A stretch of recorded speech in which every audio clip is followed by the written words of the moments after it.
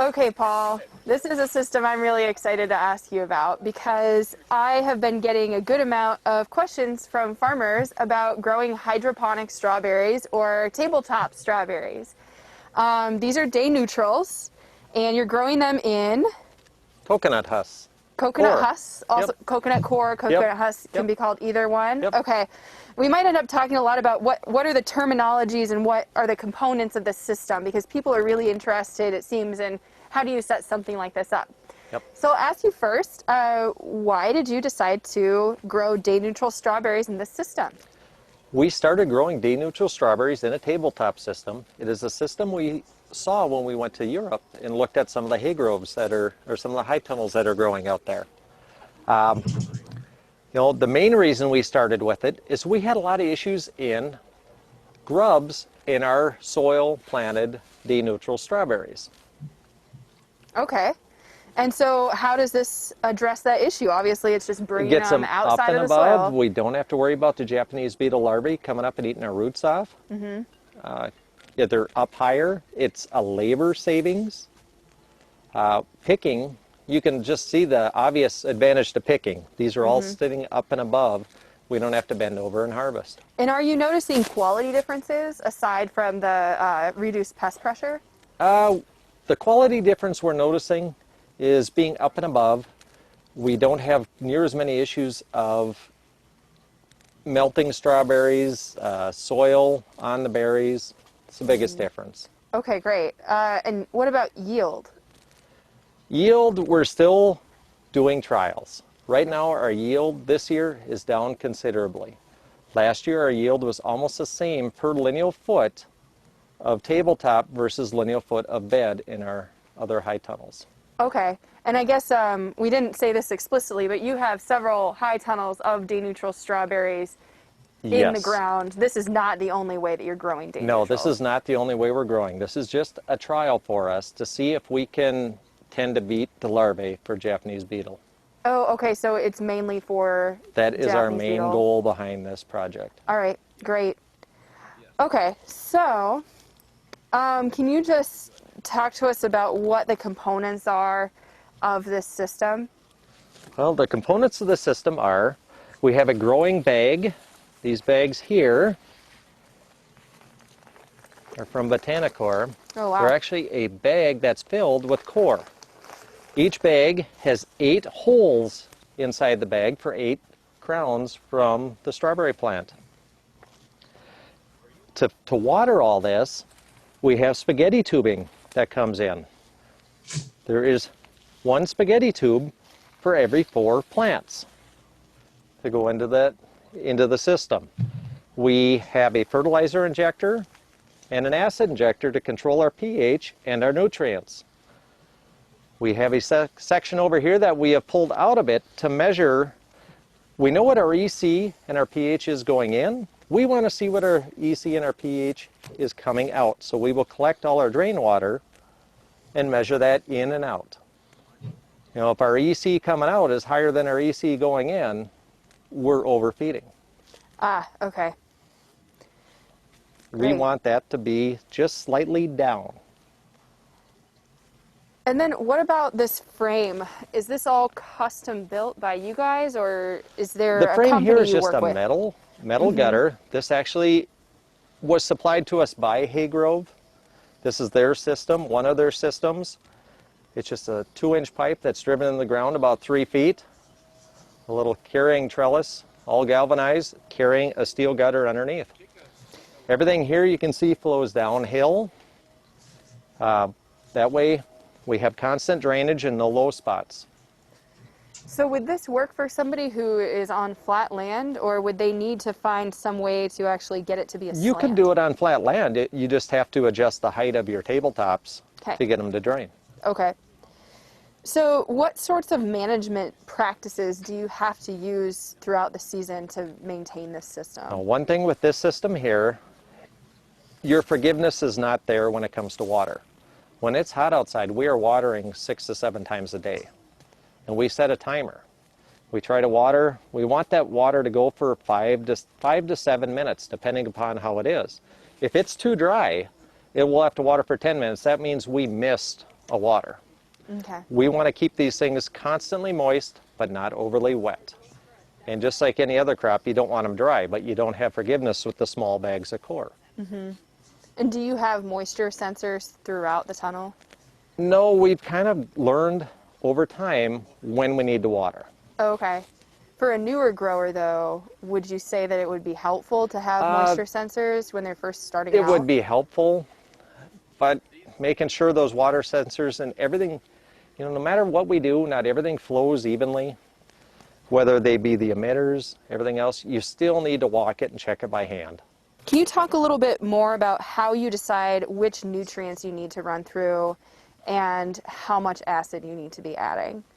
Well, what we really want to do is try to make sure our pH is in that 6.4 to 6.5 range going in, and make sure it's very similar to that coming out. Our EC going in, we want to be about 1.6. We want it about 1.4 coming out. Okay. As far as knowing what nutrients we're mixing in there, we actually do sap tests on our strawberries and have done them in the past, and we know about what we're going to use for the growing season. You know, we're always playing with it, and you learn to speak plant a little bit. Are you short nitrogen? Are you short, you know, is it that time of the year we want to start dropping nitrogen, pushing potassium? You just got to play with them a little bit. And how often are you fertigating? We fertigate every time we water. Oh, okay, so those 5 to 7 times per day. Yep. Whenever you water, there Yep. are nutrients going in Yep, with that. we are putting Okay. nutrients in all the time. And so this might be kind of a long question, probably not a simple answer, but I'm curious how you use the data from the SAP test. How do you translate that into figuring out actually how much nutrient you need to add to your fertigation tank? Well, what we'll do, a lot of times when we're doing this system, we use that SAP test. If it's a major issue, we'll add it to our fertigation tank. We'll take a parts per million and add it to it. If it's a minor thing, we may just come through and foliar feed Okay. and do a quick correct. And then try to correct it in the long term, going maybe just a hair more parts per million into our tank, into our solution tank. Okay. All right. So one other question I guess I have is what varieties are you growing in here? Forgot to ask that. This year they're all Albion. Okay. We have grown Seascape, Cabrio. We've grown EB2s, all different varieties. This is a variety that we're getting comfortable with. All right. And where do you get those plants? Like, do you need to, when you're ordering plants from the nursery, do you need to specify that you're going to be growing them hydroponically, or can you just get plants from a regular? We use our standard crowns that we plant in the ground. Okay. And what we'll do is we'll cut them with the scissors and put them at the height we want to get their roots going into the core. Okay, gotcha. And then so you start out with these bags, and then you basically punch the holes yourself? Or The do they already bags come pre-punched. They do? Okay. The bags actually come flattened. And they come, is it about 800 to a pallet. And you have to soak them in water to get them to expand. How long does that take? Takes a day. Okay. And Wow. then you want to run the water through to get any extra salts out of that core drained out before you even think about planting. Okay, gotcha. So it's a pretty involved system for somebody. Do you feel like it's, now that you've done it for a couple of seasons, do you feel like it's worth it to you? I believe it serves it's going to have its place. And if we struggle with certain other issues such as grubs or Japanese beetle larvae, it'll take a much larger place than it is right now. But, you know, it teaches you a different way of doing things. It's kind of fun to play with. But I wouldn't be counting on it to pay for the farm right now. Okay, so you're not ready to rely on this as your main way No. of growing day Nope. neutrals. You're still regular in-ground day neutrals in other high tunnels. Correct. Okay. Yeah. And we still struggle with those as well. It's, you know, we're farmers. We're not exactly, we are scientists, but we're still trying to learn. Okay. And what was your Japanese beetle pressure like this year, since you mentioned those? Our Japanese beetle pressure was fairly high. Okay. Would you say It as much probably as it was last year? It was less than more than last year, but it probably took about 30% of our plants. Oh, wow. So it's significant. definitely enough. Yeah. So your goal is basically get rid of the grubs enough so that you can significantly reduce Japanese beetle pressure on the farm? Correct. Get rid of the grubs enough so they aren't chewing off the roots and allowing the rest of the crown to uptake the nutrients and water. Maybe one more question I might have is, what about these runners that are going up top? Do you have to have somebody come through and take those off every once in a while, or do you not bother with that? On all our daughter plants, on all these runners, we are constantly coming through and pulling the runners. It's amazing. It seems like you can do it once a week, and it looks like you were never there. Right. You know, we're just coming up to pruning time. And this year we actually had some issues in the high tunnels with birds taking our original crowns. We've been actually trying to grow a bunch of these daughter plants and planting them into some of our troughs to replace some of the plants that were pulled out by birds making their nests. How well has that worked? They're going to be extremely late, but we're going to get something out of them. It's better than nothing. Okay. And have you had any disease issues? This year, not too bad. Not too bad. We have had mildew has been an issue for us. That's probably our biggest issue right now. Anthracnose tends not to be a problem. The bags are clean. Other issues, as long as you keep your plants healthy, we don't have too many issues. And would you say that is your disease pressure lessened in this system than it is in the regular in-ground day neutrals? Definitely. Okay, so I would say that for a lot of people that would be another advantage of growing in this system. We don't less deal with pressure. pythium and some of the ground caused diseases. Okay. Now, these bags here, we're actually using them for our 5th year right now. We do have a backup set of bags. If we do have a outbreak or have some pythium, we will switch that bag out. Okay. All right. Well, this is really cool. I'm sure that there are people who are going to be watching this who now have more questions about how to set up a system like this. So I think this serves as a really neat introduction to what tabletop strawberries might look like. And I'm glad you guys are experimenting with this in Minnesota, so we can all learn from you. We're trying. All right, thanks. Okay, Paul, this is a system I'm really excited to ask you. We will be taking questions, but Annie has just a few slides she wants to share on the research for tabletop strawberries first. So Annie, go ahead and share your screen. All right. Yeah, very brief here. Okay, so I'm not directly involved in this research. Actually, I'm not involved with this research at all. I'm just aware of it. And so I am basically just trying to draw people's attention that this research is going on in Minnesota.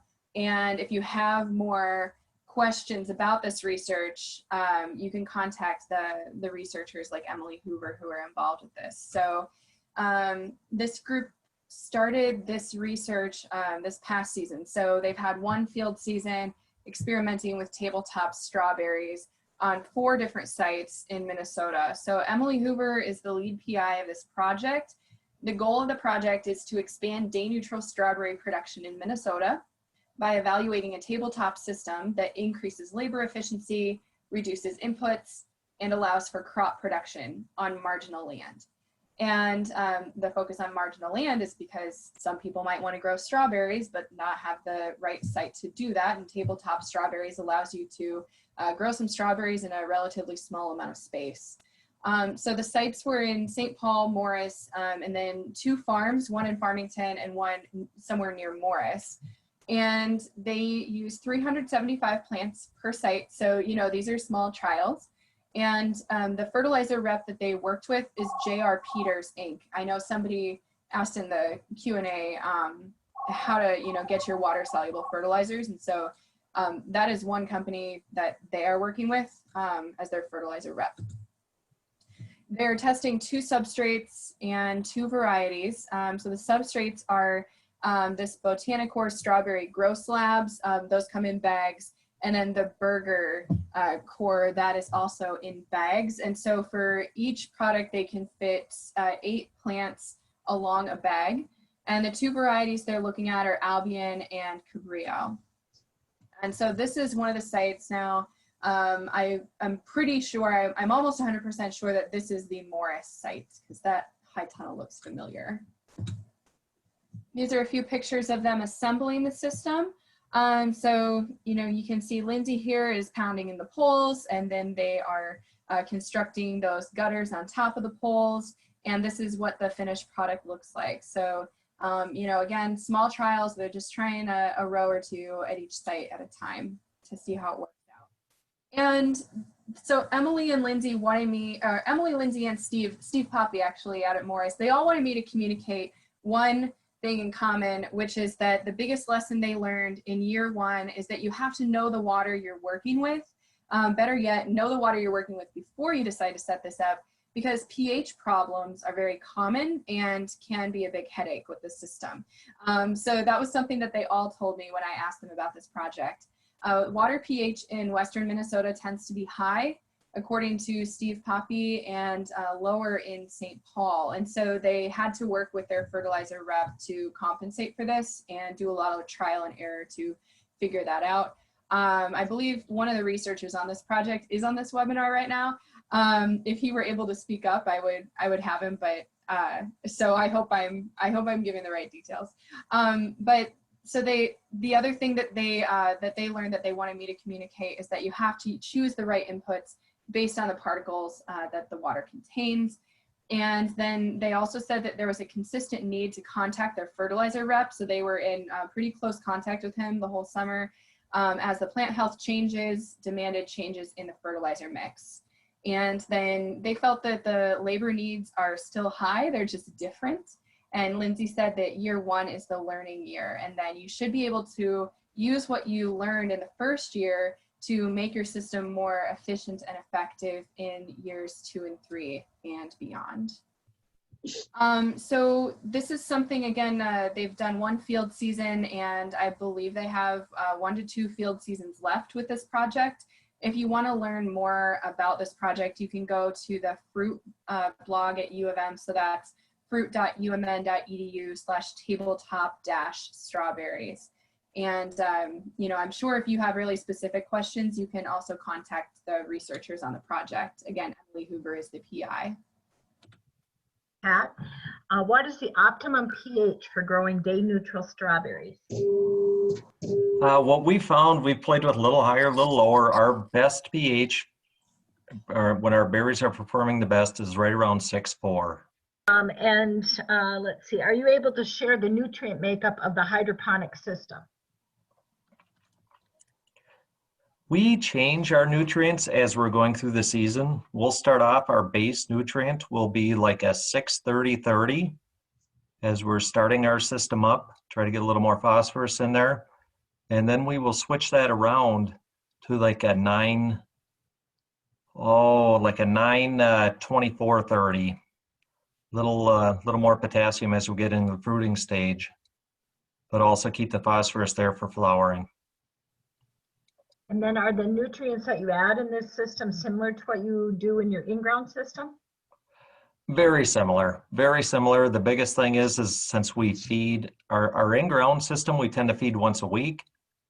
In our hydroponic system, we tend to feed every time we water. So our quantities are not as high, but they're more consistent. Okay, and then Annie shared one, but is there other sources where you can get the soluble nutrients? Well, we tend to use Peter's fertilizer as well. There's many different types. You just got to find one that suits up with your water. We have a very high pH, high alkalinity water in our farm, and so we're always trying to fight that, drop the pH down, and control that either with acid or with a little bit of control with the fertilizers. Okay. How late in the fall can you pick the strawberries? Well, I just picked one yesterday. It was frozen rock solid, but no, we were able to keep harvesting. We could still easily be harvesting if the weather would let us. But you know, this year, all our berries pretty much froze a couple weeks ago. Once they froze rock solid after the snow, we were done. But they still had good flavor to them. Okay, what is the harvest period of Albion in Minnesota? For us, we tend to, our Juneberry season tends to go right around the 4th of July is the end of our June bearing. And we'll try to time in our Albions from right after the 4th of July. You know, you can control when those first berries come in on how hard you prune or deflower your day neutral strawberries to build the crowns. But a lot of times I'll try to time those in to come in right after the June berries, so we have a continual season from typically mid-July all the way through frost or when they freeze. Okay, I am not, whoop. Do you add fungicides in the nutrient system? We do not use any fungicides in the nutrient system. We will spray on something for a powder mildew or anything if we need it. But as far as mixing anything into our nutrient system, we don't need to do that yet. Okay. And then is SWD a problem for you in your tabletop strawberries? SWD is a problem with any small fruits, whether it be our raspberries or our strawberries, even our tomatoes. Our grape tomatoes we have issues with SWD. Anything after we hit Juneberry season, the SWD just tends to pose a problem. Other than, I will say, this year was probably the best year we've ever had. We just didn't have the pressure we've had in years past. And I don't know if that was just our farm or if it was kind of all around. I think that is the close of our webinar for today, and thank you all for joining us.